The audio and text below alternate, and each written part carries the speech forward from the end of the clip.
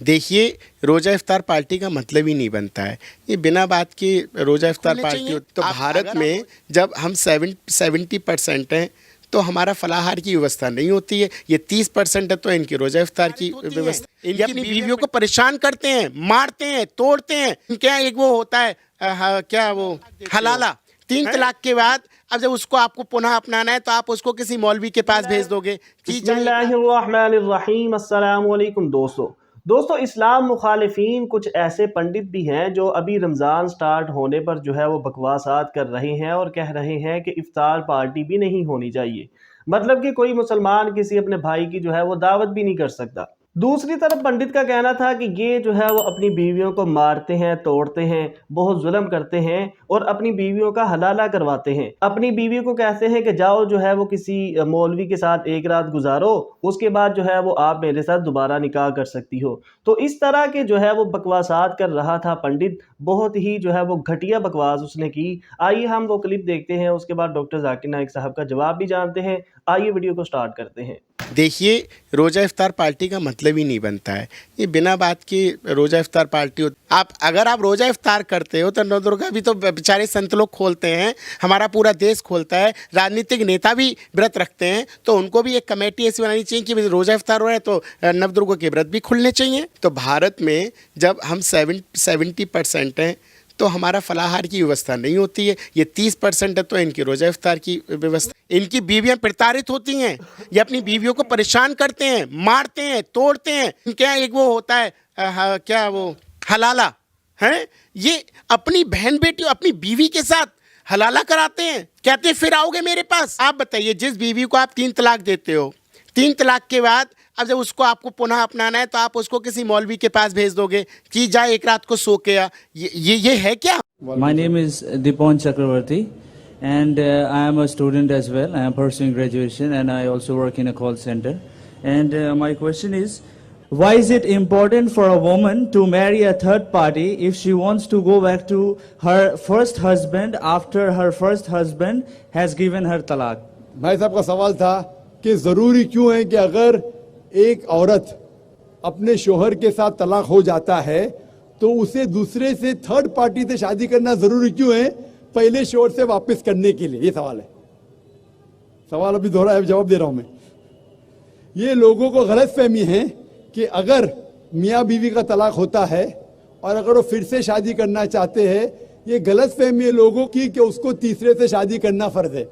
कुरान में साफ तौर पे लिखा हुआ है, सूरह बकरा में सूरा नंबर 2 आयत नंबर 228 से लेके 242 तक तलाक का पूरा डिटेल दिया गया है, किस तरीके से तलाक दिया जाता है।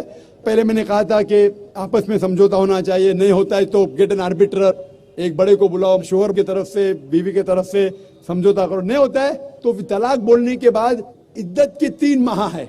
कुरान में लिखा सूरह बकरा सूरा नंबर 2 आयत नंबर 228 के 3 माह, 3 महीने, 3 menstrual cycle is the period of waiting इद्दत। 3 महीने के बाद द डिवोर्स इज कंप्लीटेड। लेकिन 3 महीने के दरमियान अगर मियां बीवी वापस में रुजू होना चाहते तो हो सकते, तलाक नहीं होता है। लेकिन अगर 3 महीने तक रुजू नहीं होते और अलग हो जाते और 1 साल बाद उन्हें ख्याल आता है अरे हमने गलत किया, हम फिर से शादी करना चाहते, तो कुरान की आयत है सूरह बकरा सूरा नंबर 2 आयत number 232, do not prevent the women from marrying the former husband. आप औरतों को अपने पुराने शोहर से शादी करने से मत रोकिए। तो वो औरत फिर से अपने पहले शोहर से शादी कर सकती है, लेकिन नया निकाह नया मेहर, न्यू मैरिज न्यू मेहर। No no no, what you are saying is a misconception. I come to it. लोग समझते हलाला की जरूरत है, हलाला जैसी कोई चीज कुरान में है नहीं, मैं उसके ऊपर आऊंगा। लेकिन फिर से शादी करने के बाद फिर से इन लोग जिंदगी बसर करते हैं, 3-4 साल बाद फिर से कुछ ना इत्तेफाकी होती है, फिर से तलाक। वही तरीके से समझौता करो, बड़े को लेके आओ, तलाक बोलो, 3 माह रुको, फिर जाओ। फिर से 2 साल बाद याद आता है नहीं वापिस से रहेंगे, फिर से शादी कर सकते, फिर निकाह, फिर मेहर, फिर से झगड़ा होता है। फिर तीसरी बार अगर तलाक होता है तो अल्लाह ताला फरमाते सूरह बकरा सूरा नंबर 2 आयत नंबर 230 में कहते हैं कि तीसरी बार अगर तलाक देंगे तो फाइनल। इसके बाद आप फिर से मियाँ बीवी ने, जब तक आप थर्ड को नहीं मैरी करे। इसमें क्यों? ये शादी ब्याह गुड्डा गुड्डी का खेल थोड़ी है। बचपन में गुड्डा गुड्डी का खेल में शादी करो फिर से तलाक दो, एक दिन में 10 बार शादी कर सकते, बराबर ना? ये जिंदगी गुड्डा गुड्डी का खेल थोड़ी है। 3 महीने लगता है तलाक के लिए, इतना टाइम लगता है। प्राइवेट मीटिंग, फिर बड़े लोग से मीटिंग, फिर 3 माह, फिर जुड़ो प्यार से, एक दूसरे पे कीचड़ मत उछालो, फिर शादी करो। मैंने मेरी जिंदगी में किसको भी नहीं देखा जो सही तरीके से तीसरी बार तलाक हुआ, मैं देखा नहीं अभी तक के। 1 बार हुआ देखा होगा, 2 बार, तीसरी बार तो देखा ही नहीं मैं। ये अगर आप गुड्डा गुड्डी का खेल करते तो फिर 1 बार आपने रिजेक्ट किया, 2 बार रिजेक्ट किया, 3rd बार फाइनल, फिर आप दूसरे से शादी करो। आप प्लान नहीं कर सकते, आप दूसरे से शादी करो और रो। और फिर पता लगा आपको, मैं पहले शोर से नाराज थी, सिर्फ दिन में 6 घंटा देते थे, ये नया शोर तो 2 घंटा देता है, तो पहला वाला अच्छा। नो, दाल आटे का भाव मालूम पड़ेगा। मेरी माँ मुझसे कहती थी मार्केट जाएंगे तो दाल आटे का भाव, दाल और आटे का भाव, आप समझे ना? तो हो सकता है क्या, मालूम पड़ा मैं मेरे शोर से झगड़ा करती थी, वो बीवी कहेंगी, मालूम पड़ा का नया शोर तो पुराने वाले से बदतर है, आप समझ रहे ना? और फिर अगर नए वाले से डिवोर्स हुआ, सेम तरीका, आपस में समझौता, प्लानिंग नहीं। अगर प्लानिंग करेंगे कि एक रात तुम्हारे साथ सोऊंगा और फिर तलाक देना, ये हराम है, आप समझ रहे ना? ये कुछ लोग करते हैं, मैं जानता हूं मुस्लिम माशरे में, वो हराम करते। प्लानिंग करना, तुम्हारा शोहर बनूंगा, एक रात बाद तलाक दूंगा, फिर तुम शोहर शादी करना, ये हराम है। कुछ लोग करते हैं, गलत करते, कुरान में ऐसा नहीं लिखते। तो अगर तीसरी बार तलाक के बाद या पहली तलाक के बाद भी, पहले बार तलाक दिए, दूसरे से शादी किए, फिर पता लगा सही नहीं, तो वापिस जा सकते, आप समझे ना? तो ये जो है जरूरी है थर्ड पार्टी के पास जाना, अगर 3 बार सही तरीके से तलाक हो तो इस्लाम में इतनी छूट है माशाअल्लाह, और इतना सही मजहब है, it's the most practical way of life. Hope that answers the question. Assalamu alaikum wa rahmatullahi wa barakatuhu. My name is Zahid Ehsan. By profession, I am a tailor. My question is Muslim woman is liable for the maintenance long life after divorce? भाई साहब का सवाल है कि इस्लाम में खवातीन को तलाक के बाद, डिवोर्स के बाद लाइफ लॉन्ग मेंटेनेंस मिलता है क्या?